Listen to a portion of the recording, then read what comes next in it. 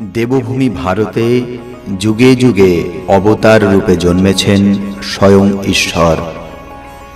এমনই এক দিব্য জীবন যার সাথে কথোপকথনে সেই সাক্ষাৎকার তুলে এনেছিলেন শ্রী মহেন্দ্রনাথ গুপ্ত।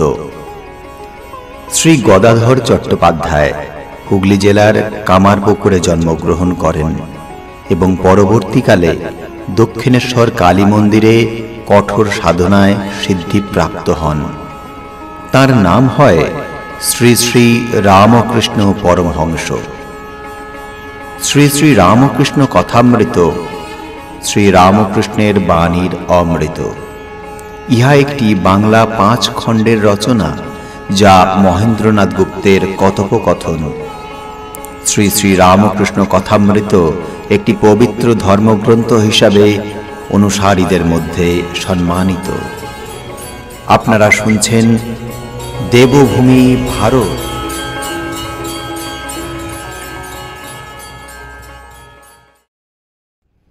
একাদশ অধ্যায়, প্রথম পরিচ্ছেদ। আজ রথযাত্রা, বুধবার 25শে জুন 1884, আষাঢ় শুক্লা দ্বিতীয়া। সকালে ঠাকুর শ্রী রামকৃষ্ণ কলিকাতায় ঈশানের বাড়ি নিমন্ত্রণে আসিয়াছেন। ঠনঠনিয়ায় ঈশানের ভদ্রাসন বাটি। সেখানে আসিয়া ঠাকুর শুনিলেন যে পণ্ডিত শশধর অনতিদূরে কলেজ স্ট্রিটে চাটুজ্যেদের বাড়ি রহিয়াছেন। পণ্ডিতকে দেখিবার তার ভারী ইচ্ছা। বৈকালে পণ্ডিতের বাড়ি যাইবেন, এই স্থির হইল। বেলা প্রায় 10টা। শ্রী রামকৃষ্ণ ঈশানের নিচের বৈঠকখানায় ভক্ত সঙ্গে বসিয়া আছেন। ঈশানের পরিচিত ভাটপাড়ার 2-1টি ব্রাহ্মণ, তাহাদের মধ্যে একজন ভাগবতের পণ্ডিত। ঠাকুরের সঙ্গে হাজরা ও আরো 2-1টি ভক্ত আসিয়াছেন। শ্রীশ প্রভৃতি ঈশানের ছেলেরাও উপস্থিত। একজন ভক্ত শক্তির উপাসক আসিয়াছেন, কপালে সিঁদুরের ফোঁটা। ঠাকুর আনন্দময়।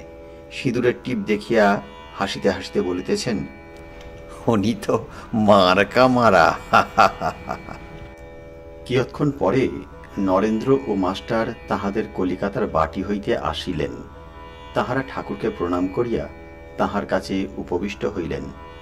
ঠাকুর মাস্টারকে বলিয়াছিলেন, আমি অমুক দিন ঈশানের বাড়ি যাইতেছি, তুমিও যাইবে ও নরেন্দ্রকে সঙ্গে করিয়া আনিবে। ঠাকুর মাস্টারকে বলিতেছেন, সেদিন তোমার বাড়ি যাচ্ছিলাম, তোমার আড্ডাটা কোন ঠিকানায়? মাস্টার বলিলেন, আজ্ঞা, এখন শ্যামপুকুর তেলিপাড়ায়, স্কুলের কাছে।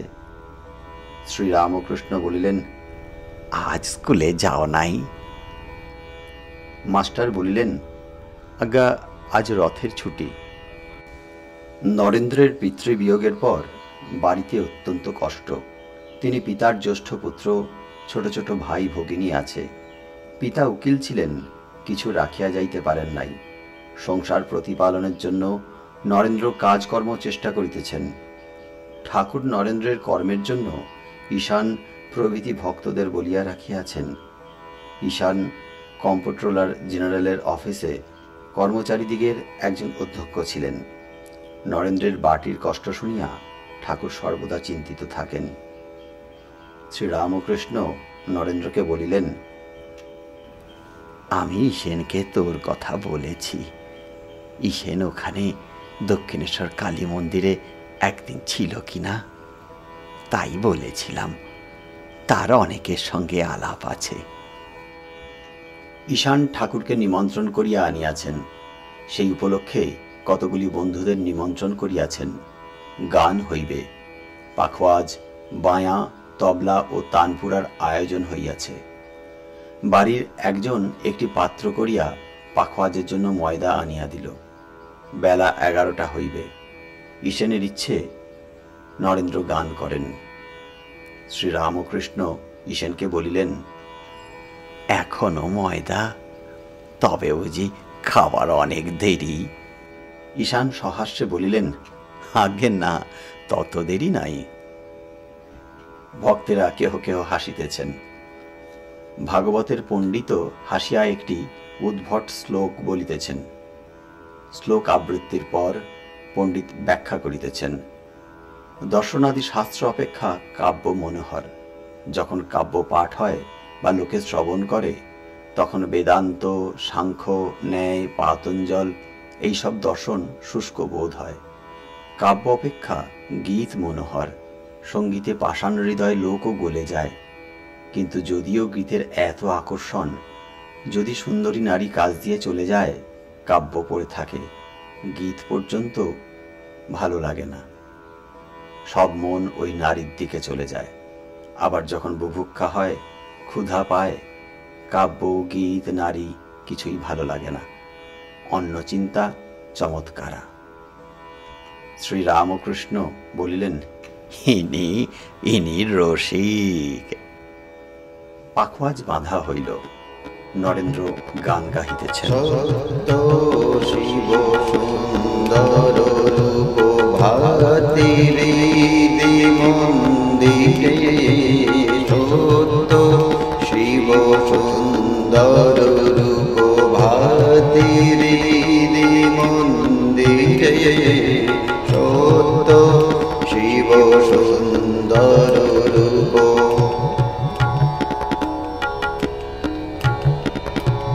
নীরকে নীরকে অনুদিত মোরা ডুবিব রূপ সাগরে, নীরকে নীরকে অনুদিত মোরা ডুবিব রূপ সাগরে, জ্ঞানানন্ত রূপ পোষিবে, জ্ঞানানন্ত রূপে পোষিবে নাথ মম হৃদে।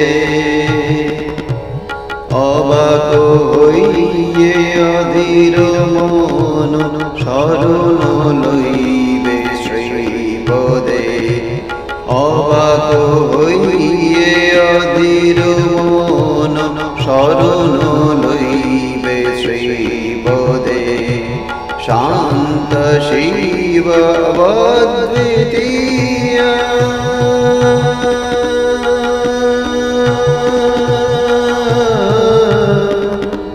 শান্ত শিব অদ্বিতীয়, রাজ রাজ চরুণে, শান্ত শিব অদ্বিতীয়, রাজ রাজ চরুণে। বিকাইব হে প্রাণ সখা, বিকাইব হে প্রাণ সখা, সফল করিব জীবনে। শিকাইব হে প্রাণ সখা, সফল করিব জীবনে। সত্য শিব সুন্দর রূপ ভাতি হৃদি মন্দিরে, সত্য শিব সুন্দর রূপ।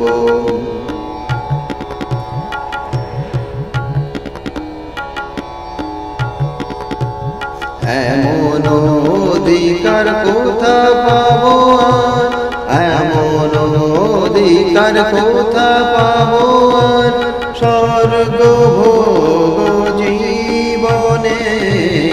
এমন অধিকার কোথা পাবো,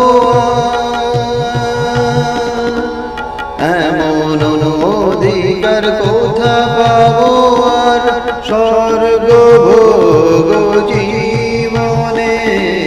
সত্য শিব সুন্দর রূপ ভাতি হৃদি মন্দিরে, সত্য শিব সুন্দর রূপ। শুদ্ধং পাপ বিধ্বরূপ,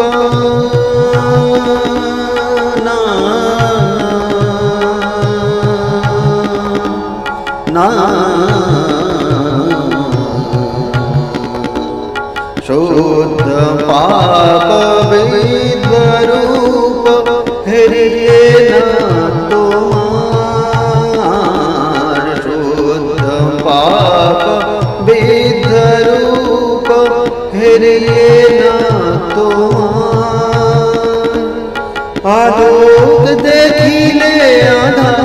যেমন যায় কলাইয়ে সৎপর, আলোক দেখিলে যেমন আধার যায় কলাইয়ে সৎপর, তেমনি না তো তোমার প্রকাশে পালাইবে পাপ। গান একটু আরম্ভ হইতে না হইতে ঠাকুর উপরের বৈঠকখানার ঘরে বিশ্রাম করিবার জন্য চলিয়া আসিলেন, সঙ্গে মাস্টার ও শ্রীশ। বৈঠকখানা ঘর রাস্তার উপর। ঈশানের শ্বশুর ক্ষেত্রনাথ চাটুর্য মহাশয় এই বৈঠকখানা ঘর করিয়াছেন। মাস্টার শ্রীশের পরিচয় দিলেন, বলিলেন, ইনি পণ্ডিত ও অতিশয় শান্ত প্রকৃতি। শিশুকাল হইতে ইনি আমার সঙ্গে বরাবর পড়িয়াছিলেন। ইনি ওকালতি করেন। শ্রীরামকৃষ্ণ বলিলেন, এই রকম লোকের উকিল হওয়া? মাস্টার বলিলেন, ভুলে ওর উপথে যাওয়া হয়েছে। শ্রীরামকৃষ্ণ বলিলেন, আমি গণেশ উকিল দেখেছি, ওখানে দক্ষিণেশ্বর কালীবাটিতে বাবুদের সঙ্গে মাঝে মাঝে দেখা যায়। পান্নাও যায়, সুন্দর নয়, তবে গান ভালো। আপনি কি সার মনে করেছ? শ্রীশ বলিলেন, ঈশ্বর আছেন আর তিনি সব করছেন, তবে তার গুণ আমরা যা ধারণা করি তা ঠিক নয়। মানুষ তার বিষয় কি ধারণা করবে? অনন্ত কাণ্ড। শ্রীরামকৃষ্ণ বলিলেন, বাগানে কত গাছ, গাছে কত ডাল, এই হিসেবে তোমার কাজ কি? তুমি বাগানে আম খেতে এসেছ, আম খেয়ে যাও। তাতে ভক্তি প্রেম হওয়ার জন্যই মানুষ জন্ম। তুমি আম খেয়ে চলে যাও। তুমি মদ খেতে এসেছ, শরীর দোকানে কত মন মদ, এই খবর তোমার কাজ কি? এক গেলাস হলেই তোমার হয়ে যায়। তোমার অনন্ত কাণ্ড জানবার কি দরকার? তার গুণ কোটি বৎসর বিচার করলেও কিছু জানতে পারবে না। ঠাকুর একটু চুপ করিয়া আছেন, আবার কথা কহিতেছেন। ভাটপাড়ার একটি ব্রাহ্মণও বসিয়া আছেন। শ্রীরামকৃষ্ণ মাস্টারকে বলিলেন, সংসারে কিছুই নাই। এর এই ঈশানের সংসার ভালো তাই, তা না হলে যদি ছেলেরা রাঁড়খোর, গাঁজাখোর, মাতাল, অবাধ্য এইসব হতো, কষ্টের এক শেষ হতো। সকলেরই ঈশ্বরের দিকে মন, বিদ্যার সংসার এরূপ প্রায় দেখা যায় না। এরূপ দু চারটে বাড়ি দেখলাম, কেবল ঝগড়া, কোঁদল, হিংসা, তারপর রোগ, শোক, দারিদ্র। দেখে বললাম, মা, এই বেলা মোড় ফিরিয়ে দাও। দেখো না নরেন্দ্র কি মুশকিলেই পড়েছে। বাপ মারা গেছে, বাড়িতে খেতে পাচ্ছে না, কাজকর্মে এত চেষ্টা করছে, জুটছে না, এখন কি করে বেড়াচ্ছে দেখো। মাস্টার, তুমি আগে অত যেতে, এখন তত যাও না কেন? বুঝি পরিবারের সঙ্গে বেশি ভাব হয়েছে? তা দোষই বাকি, চারিদিকে কামিনী কাঞ্চন। তাই বলি, মা, যদি কখনো শরীর ধারণ হয়, যেন সংসারই করো না, যেন সংসারই করো না। ভাটপাড়ার ব্রাহ্মণ বলিলেন, গৃহস্থ ধর্মের সুখ্যাতি আছে। শ্রীরামকৃষ্ণ বলিলেন, হ্যাঁ, কিন্তু বড় কঠিন গো, বড় কঠিন। ঠাকুর অন্য কথা পারিতেছেন। মাস্টারকে বলিলেন, মাস্টার, আমরা কি অন্যায় করলাম? ওরা গাচ্ছে, নরেন্দ্র গাচ্ছে, আর আমরা সব পালিয়ে এলাম। আকাশে আনন্দ অমৃত রূপে উদিবে হৃদয় আকাশে, চন্দ্র দিলে চকর যেমন হৃদয়ে মনোহর সে, চন্দ্র দিলে চকর যেমন হৃদয়ে মনোহর সে, আমার নাথ তেমনি করে মাতিব তব প্রকাশে, সত্য শিব সুন্দর রূপ ভাতির মন্দিরে, সত্য শিব সুন্দর রূপ।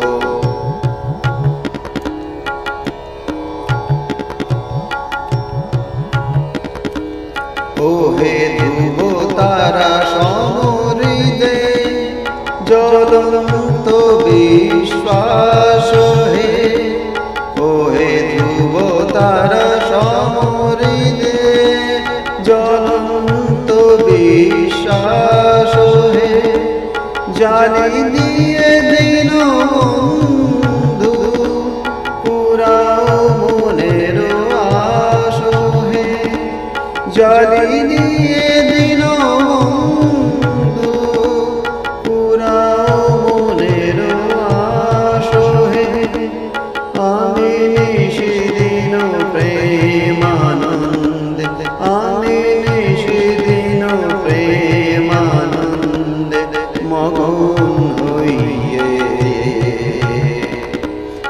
আপনারে ভুলে যাব তোমারে না,